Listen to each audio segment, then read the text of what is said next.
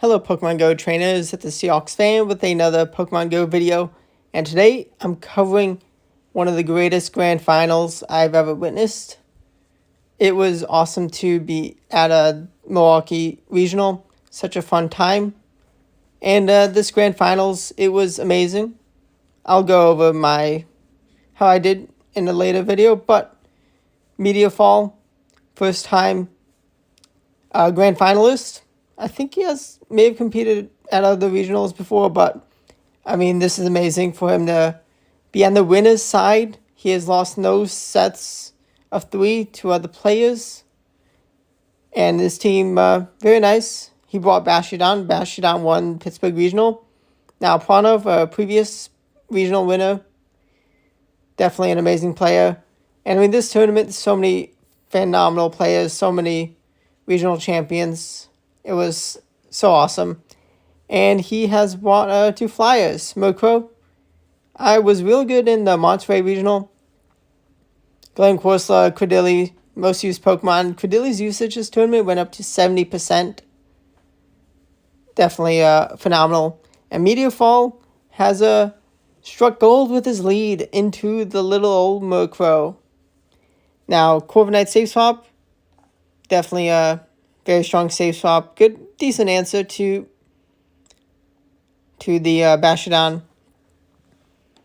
But Meteorfall didn't swap immediately. If he did, he would have been able to reach 2 Nightshades before 2 paybacks. He's going to no-shield a payback. I mean, it is super effective, but Glenn Corsola is just that tanky. And an Air Cutter is reached. Is it enough? Air Cutter, very weak move. It is not enough for the KO, but Pranav is able to snipe that Corsola. That is definitely big. But Pranav has been able to win a shield advantage, and he has a phenomenal answer to the Bashidan with Unova Stunfisk. But also, Bashidan's energy is going to do like nothing. Flamethrower, best move to throw. But let's see, 2 shielded Unova Stunfisk. There's still a 1 HP in a Dream Corviknight that could be used to catch. Pranav can just bring in the Stunfisk. And he doesn't know what is door number 3, but now he sees a Blastoise, and Blastoise may be water, but the electric type Pancake doesn't one-shot. It's going to add up. I think it has a Thunder Shock as a fast move. Now, Mudslappers like Shadow Marowak, Gastron are very strong. Pranav, brought in this Pancake. Unova Stunfisk, definitely a real good Pokemon. Definitely no joke. It is phenomenal. Such good bulk. The pacing for Thunder Shocks for Mud Bomb and 5-foot Discharge, phenomenal. And a Mud Bomb is thrown. Is it going to be enough? Bashidan is super tanky, but it's super weak to the Mud Bomb. And one last move. The Discharge is loaded for the win. Now, Pranav does have to win 2 sets of 5. 2 series, because he did lose a series at some point.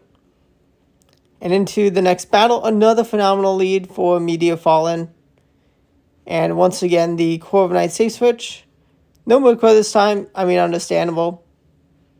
Murkrow definitely a strong Pokemon into the team, but yeah, it's understandable to switch Media Fallen with the 2 times Bashidan lead, which is very good when there's no Mudslapper to watch out for.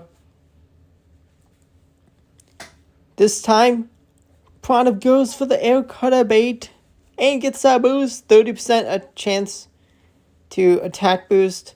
I mean, there's a reason Air Cutter is such a weak move. And with only 9 sand attacks for it, nice cheap. Oh, he doesn't. He goes for another bait. Boosted Air Cutter does a bit more. Gets another boost. Double boost.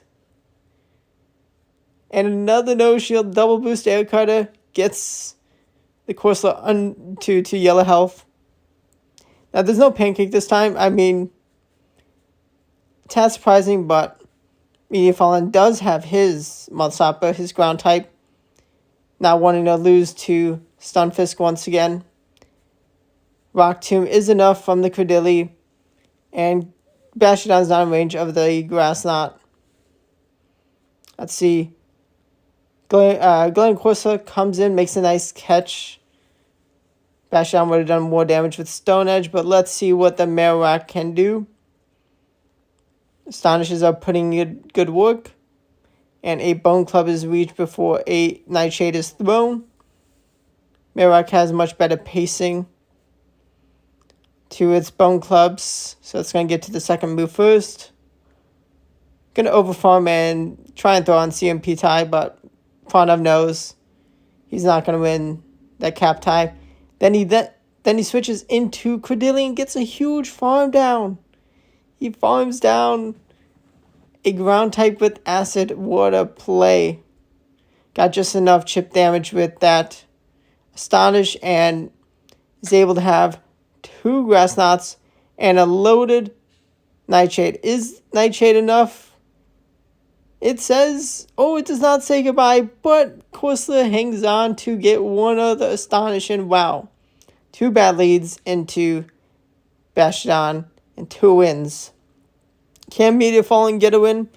I mean, if Pranav wins, it's a bracket reset. If not, then Meteor Falling would... if he wins this battle, then he only needs 2 more wins to win and become a regional champion. But right now, we have a different lead. Not going to bring Bastiodon lead 3 times, but he does have it in the back. Going to get some nice Nightshade damage before a debuff is reached. And he brings in Bastiodon.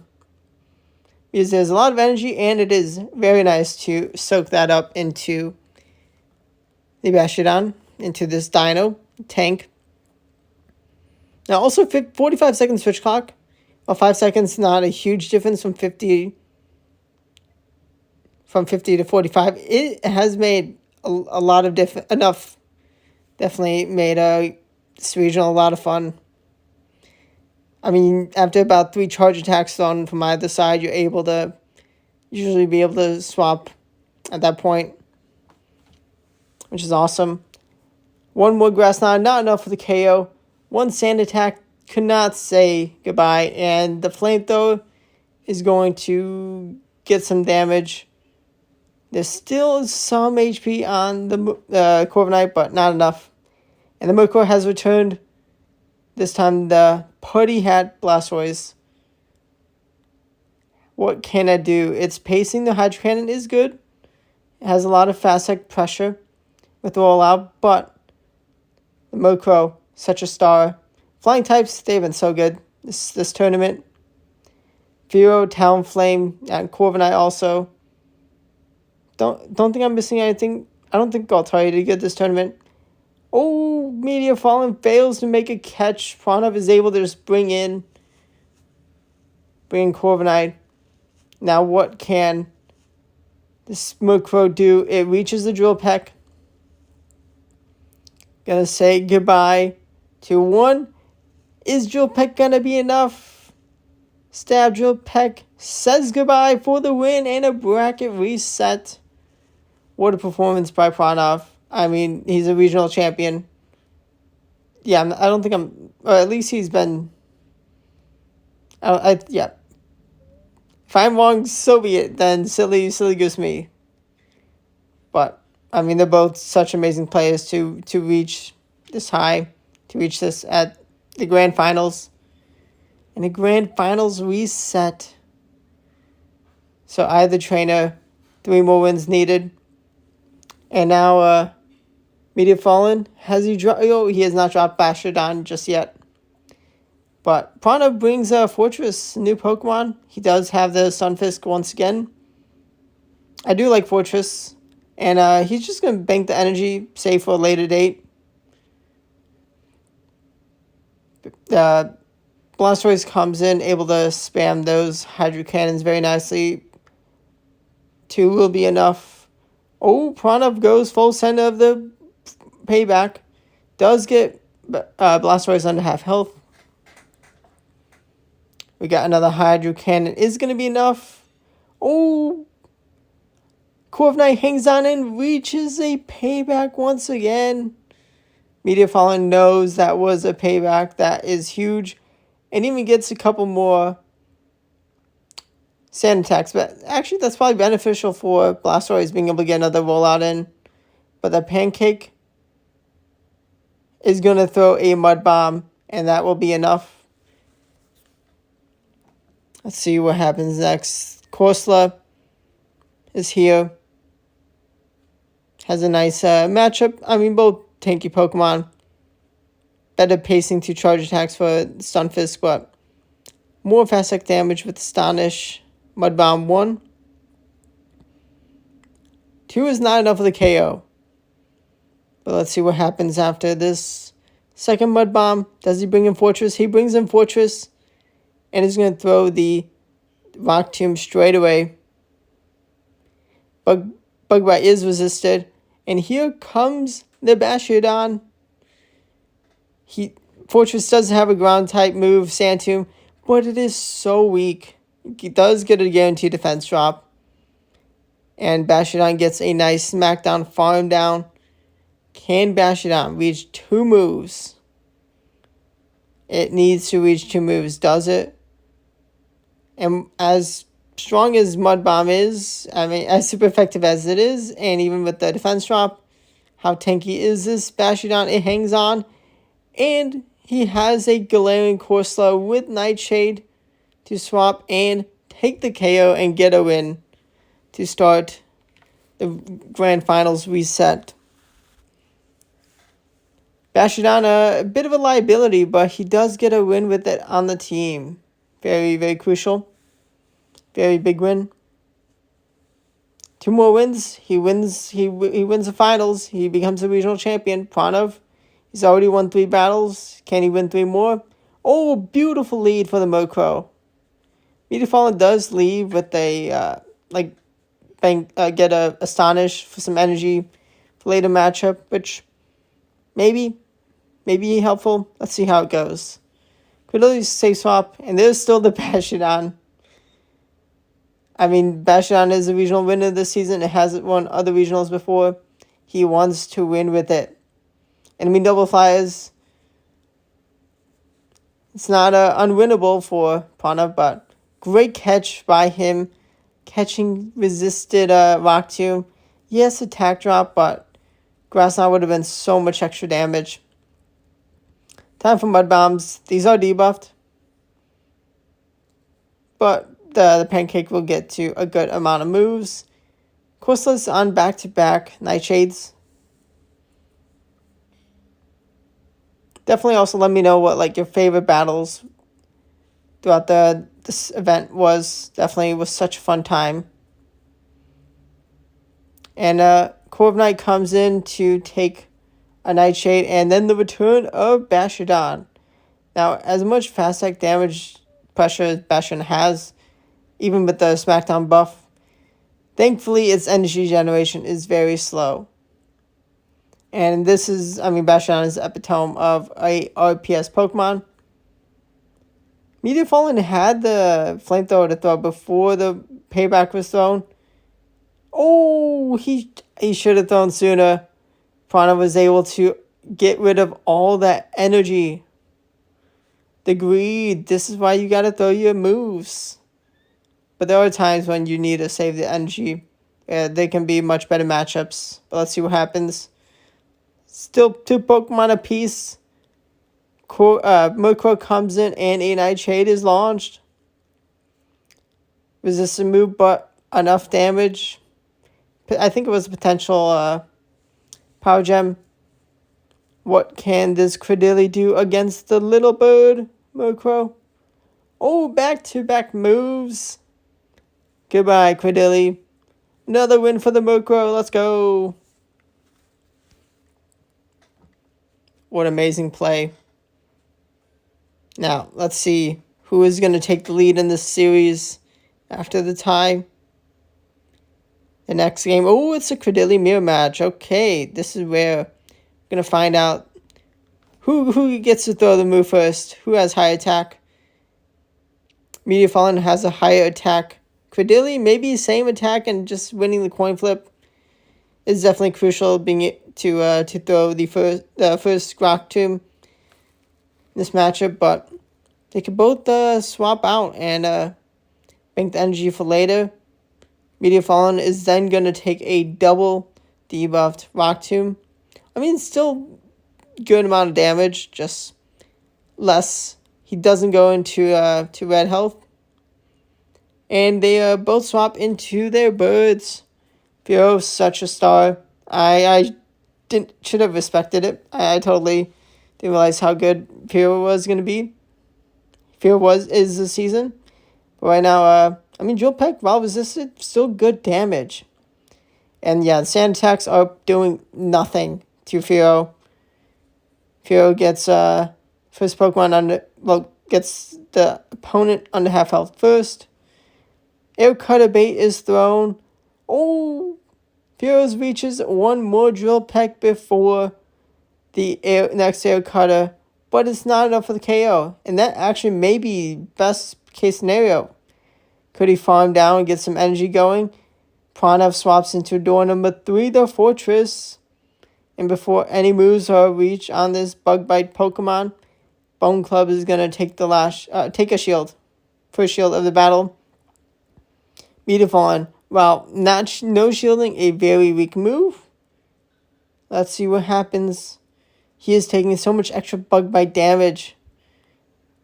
Could he have needed that little bit extra health to reach another move? Oh, switch clock up.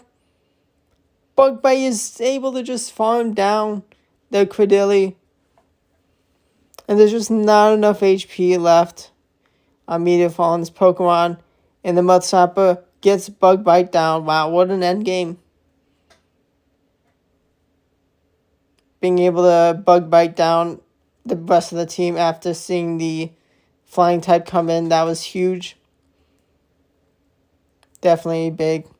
Now we got another mirror match. Glenn Corsola this time. Who is going to have the high attack Glenn Corsola? Can definitely be a pain trying to get as low attack as you can, but no cap tie. Pranav just wants to see, just waiting to see and making sure no catch is made. Medium Fallen takes a bit more damage and is met with a Corviknight, and he no shields another Air Cutter. This time Air Cutter is enough. After that Nightshade, Hydro Cannon is reached, and Pranav respects the damage, wanting to keep his Corviknight around, which is very smart play. I mean, Bastiodon can do a lot of fast attack damage. Even then, doesn't do that much. Pranav is going to no shield a Hydro Cannon before it can debuff Blastoise. But it is a very tanky Pokemon. And an energy lead, but not enough to stop the Firo from getting to the charge attack first. And Meteor Fallen knows he has to respect the damage of the Rock Tomb. Can he get a farm down? Yes, he gets a big farm down, and he's at a Drill Peck. And Corviknight returns. Goes under half health. And a Air Cutter is caught onto Blastoise. That is huge. And he is able to reach a Hydro Cannon to get the last shield from Pranav. Yep, the last shield from him. Oh, Meteor Fallen uses his last shield. He wants to get this energy out. Actually, yeah. Oh, he was just shy. Second Air Cutter is reached. Should he have waited to shield his Firo? Maybe. Corsola comes in for a catch. He under taps Drill Peck, wanting more energy. And he gets two pecks in. He has a Drill Peck for the Corviknight. Is Corviknight tanky enough? Corviknight goes down, and that's a big equalizer. 2-2. Winner takes all in Game 5 of the Grand Finals reset. What a series. What an electric start for Pranav. 3-0 sweeping. Having terrible leads into Bastiodon, but just knowing how to maneuver around the mid and end game. And in game number 5 of this reset, the birds are battling it out. Firo and Murkrow. Who would have guessed Firo would be in the Grand Finals Game 5 reset? Murkrow, maybe less surprising, but still, Very exciting. Drill Peck is launched from one Pokemon, and now the next Drill Peck is thrown from the other. Oh, yeah, Fearow has double shielded. Interesting. Playing 0 to... Oh, no shields remaining in the battle already. Murkrow wins CMP tie, able to take the first KO. But is a farm down possible? Astonished farm down. Wow, that is huge.